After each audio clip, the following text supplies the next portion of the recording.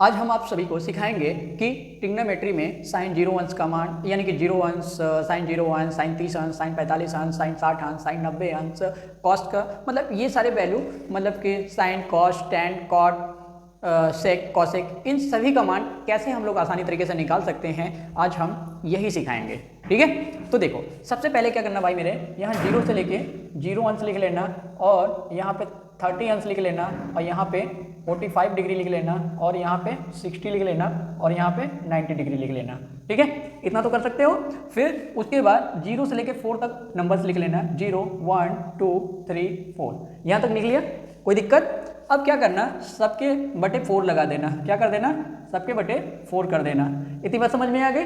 अब क्या करना, अगला प्रोसेस कि सबके ऊपर कनड़ी लगा देना, क्या लगा देना, रूट लगा देना। ठीक है, अब रूट लगाने के बाद जब इसको आप लोग सॉल्व करोगे, क्या करोगे, इसको सॉल्व करोगे तो ये जो वैल्यू निकल के आएगी ये साइन थीटा की वैल्यू निकल के आएगी।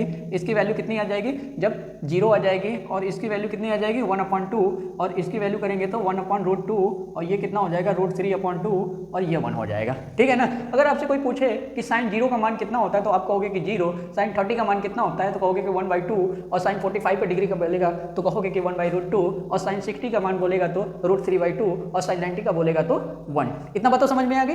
अब नेक्स्ट प्रोसेस, अब देखते हैं कॉस थीटा। क्या देखते हैं मेरे भाई, कॉस थीटा। जस्ट इसका अपोजिट कर दो, क्या कर दो, जस्ट उल्टा लिखना चालू कर दो तो क्या हो जाएगा हमारा, यहाँ 1 हो गया, √3/2 हो गया और 1/√2 हो गया, 1/2 और 0 हो गया।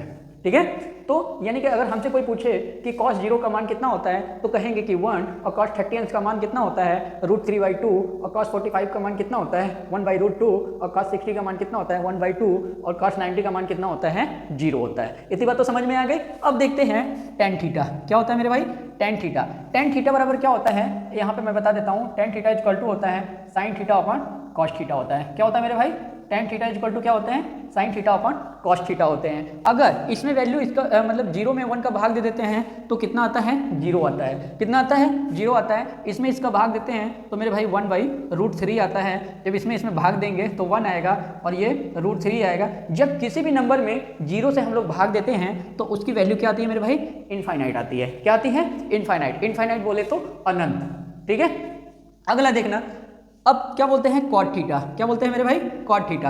अब कॉट थीटा बराबर क्या होता है, ध्यान से सुनिएगा। कॉट थीटा इक्वल टू होता है 1/tan थीटा होता है। क्या होता है मेरे भाई, कॉट थीटा इक्वल टू क्या होता है 1/tan थीटा होता है। ठीक, अब ध्यान से सुनना, यहाँ पे क्या होता है कि जब इसमें किसी भी संख्या में 0 से भाग दोगे तो 0 क्या हो जाएगा, सॉरी इनफाइनाइट हो जाएगा, √3 हो जाएगा, 1/√3 और यहाँ पे 0 हो जाएगा। इतना बात समझ में आ गया। अब देखते हैं क्या बोलते हैं सेक थीटा। क्या बात करते हैं मेरे भाई, सेक थीटा। और सेक थीटा किसका उल्टा होता है मेरे भाई, sec theta. Sec theta equal to क्या होता है 1/cos थीटा। क्या होता है मेरे भाई, 1/cos थीटा।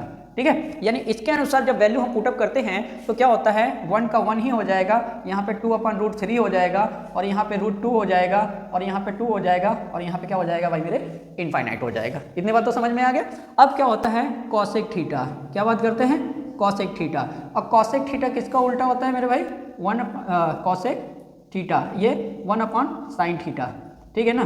तो जब इसमें हम वैल्यू रख देते हैं ना तो क्या आ जाता है, हमारा कॉसेक थीटा निकल कर आ जाता है। यानी कि ये कितना हो जाएगा, इनफाइनाइट हो जाएगा और ये 2 हो जाएगा, ये क्या हो जाएगा √2 हो जाएगा, ये 2/√3 हो जाएगा और ये 1 का 1 रहेगा। ठीक है ना।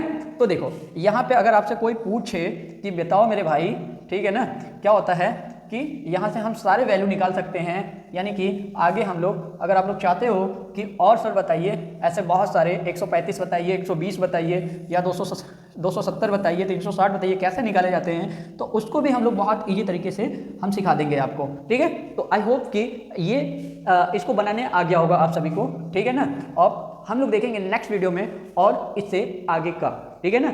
मिलते हैं नेक्स्ट वीडियो में नए टॉपिक के साथ, तब तक के लिए थैंक यू।